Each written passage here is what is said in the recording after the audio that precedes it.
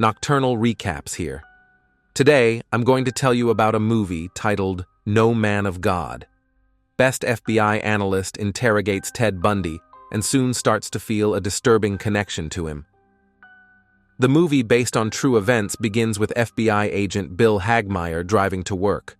Along the way, he listens to an interrogation tape of Ted Bundy, in which he describes in great detail how he would commit his crimes, though he adds that he would never actually do them.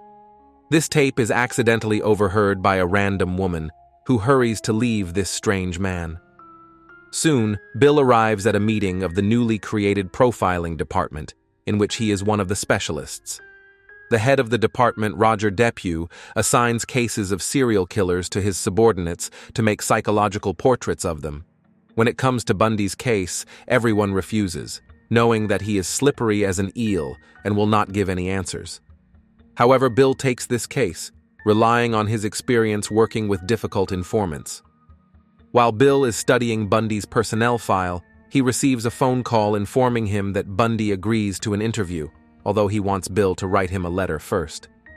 Soon, Agent Hagmaier heads to the Florida State Prison to talk with Bundy. Before the meeting, the warden expresses skepticism about this idea, saying that Bundy will just toy with him and then leave without saying anything concrete.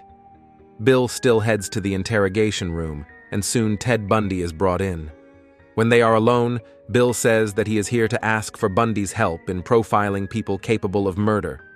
These words anger Bundy, and he accuses the FBI of incompetence, saying that neither the presence of a psychological profile nor the neon sign above their heads will help them to recognize serial killers. Bill tries to calm Bundy down by saying that he's not here to pry out any facts about his alleged crimes, but simply out of academic interest. Bill praises his people-reading skills and asks for help understanding if the FBI is moving in the right direction. To his surprise, Bundy has some of the FBI files, which he studied while researching the influence of pornography on serial killers. During further conversation, Bundy says that the FBI are just fishermen in the middle of the high seas. They're pretty good at catching small fish, and sometimes, out of stupidity, a medium-sized one gets hooked. But they have no idea what lurks in the depths. Bundy promises that someday, when he can trust him enough, he will take him underwater and teach him how to become one of those fish, because that's the only way to catch them. Their meeting ends, and Hagmaier heads to the bureau to discuss their conversation with Depew. Bill is 100% sure that the Bundy is guilty of the murders, and he's proud of that. But he's even more proud that they can't prove anything. Bill reports that Bundy agrees to help them with profiling, but to do so, he asks to see these FBI files. At their next meeting, they discuss the Green River killer. Bundy reviews the case file and suggests that the man has nothing that requires regular attention and is most likely unemployed and single. Bill asks if the man is crazy according to Bundy, but he argues that mental disorders in serial killers are the exception rather than the rule, and most normal people have thought about the same things as killers, but they took it a step further. Bundy compares them to beginner skiers. One immediately goes down a steep hill, another down a bunny slope, and a third takes lessons, but all of them are initially obsessed with skiing even if they didn't show it. In an attempt to confirm his theory, Bundy asks Hagmaier if he could kill a man. Bill at first tries to avoid answering, but afterward admits that he could not only do it, but also thanks to his skills escape punishment, although he would never do so. Their communication doesn't just take place in the interrogation cell, they are actively texting each other, which worries his boss, who asks Bill to be careful because spending too much time with someone like Bundy could make you start seeing the world through his twisted eyes.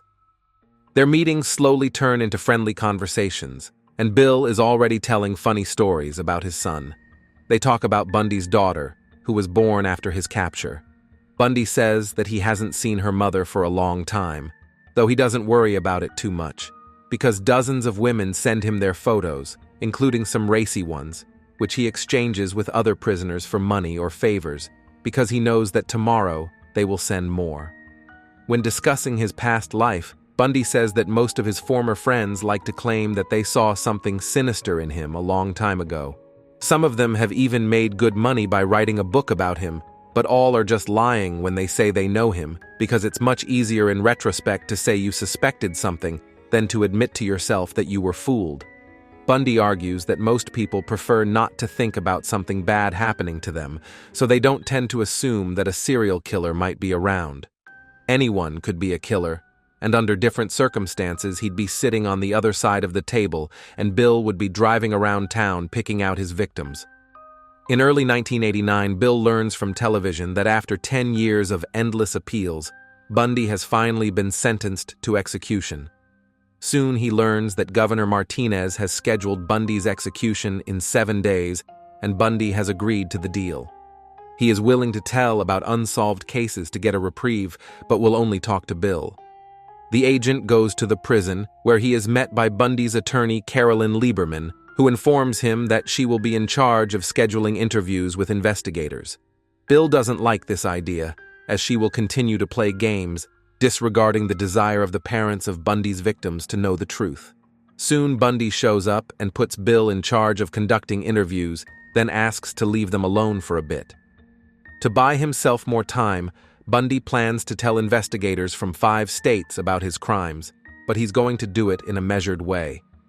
Hagmaier reminds him that Henry Lee Lucas's tactics won't work and asks him to tell everything. Bill says that he's been locked up in this prison for 8 years and won't be tolerated any longer, so he should at least give the exact number of victims. To his surprise, Bundy doesn't know it since he didn't keep count, but he can definitely admit to 30 cases. Bundy asks to get him a reprieve, promising that he will confess absolutely everything to Bill, since he is the only one who has truly tried to understand him. A short while later, each of the investigators from 5 states are given 2 hours to interview Bundy. They ask about unsolved murders, trying to figure out which ones are his, but Bundy pretends he can't remember the names of the localities and doesn't give any specifics, hoping to continue cooperating to buy himself time. Soon, Bill learns that Carolyn has scheduled a 7-hour interview with TV preacher Dr. James Dobson, knowing of his ties to the governor.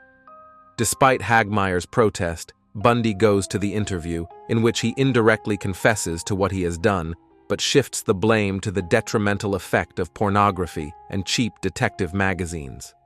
After finishing the interview, the preacher grins from ear to ear, claiming that the message will save thousands of souls. But to Carolyn's disappointment, he informs her that there is nothing he can do to help with the governor, as he has already made up his mind. The day before the execution, the warden informs Bill that psychiatrists will soon arrive to evaluate Bundy's sanity. They will be interviewing people with whom Bundy has had a lot of contact, and it will probably be Bill who decides whether or not he goes to the electric chair. A short while later, Hagmaier and Bundy look out the window at the cheering crowd outside the prison. Bundy asks how he should spend his last hours, and Bill advises him to write a letter to his mother. After doing so, Bill remembers that he once promised to show what lurks in the dark waters and asks to dive in there together.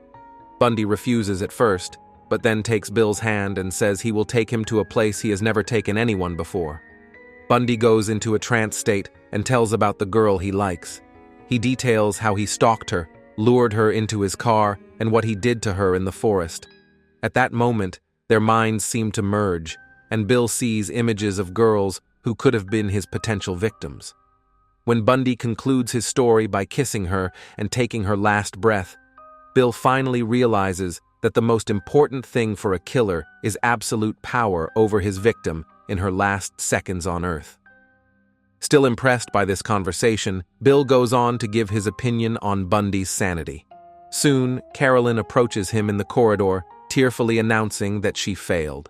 Bill says that no one could have saved him after what he had done, and then Carolyn admits that she hates Bundy with all heart, but she defended him because murder is murder, no matter whether Bundy does it or the prison executioner. Meanwhile, Bundy, hearing the Reapers calling his name, is nearing the brink of insanity. In their last conversation, he thanks Bill for being by his side all this time. Suddenly, Bundy grabs his pen, threatening to puncture a vein and leave on his own terms.